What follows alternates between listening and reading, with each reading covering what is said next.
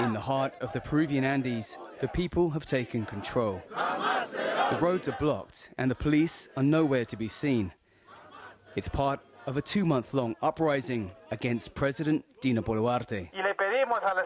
We ask Ms. Dina Boluarte to resign because that is the only solution, the only way out of this political crisis that our Peru is going through. They blame her for the deaths of almost 60 protesters. The worst of the violence was in the city of Juliaca, on Peru's southern border with Bolivia. The wounds in Juliaca are still raw, after it suffered the single deadliest day of violence in nearly 2 months of anti-government demonstrations. Many of the dead from that day are buried here, including Marco Antonio Samillan, who was a medical volunteer, and Yamilet Aroquipa, who was just 17 years old. The family of the 30-year-old medical student is still in shock.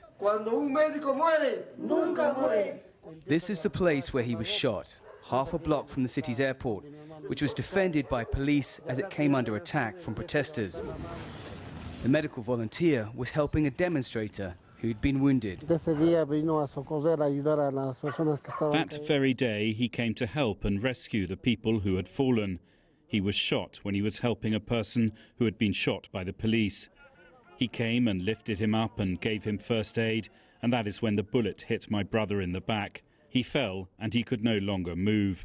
He was lying on the ground. Samillan said a neighboring family waved a white T-shirt and dragged him to their home, but he later died.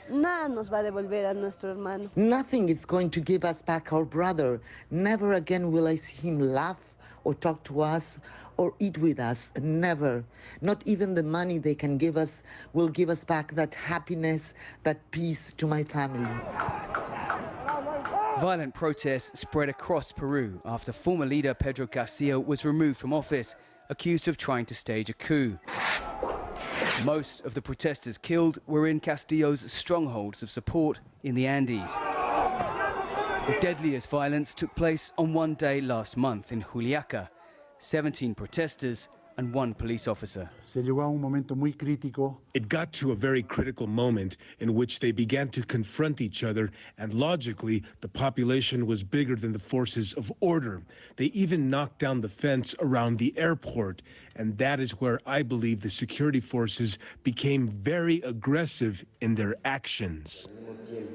Boluarte has apologized for the deaths, but refuses to resign. Last month, she called for a truce. The government is not generating violence. The government wants peace and unity. And if we are asking for a national truce, it is because we want to reach out with social aid. While the political crisis dominates the headlines, this part of the country has been brought to a near standstill. Protesters march daily, businesses are shut down, stalled trucks line the highways. But the demands go much deeper than calls for the resignation of the country's latest president, the 7th in 6 years. I want the rest of the Peruvian people to know that we are not just numbers, that we are not terrorists, that we are not vandals. It is easy for them to say that there are 50 or 60 dead. Now we are numbers. We are not. We are human beings. These people say Peru's political establishment is corrupt and has never helped them.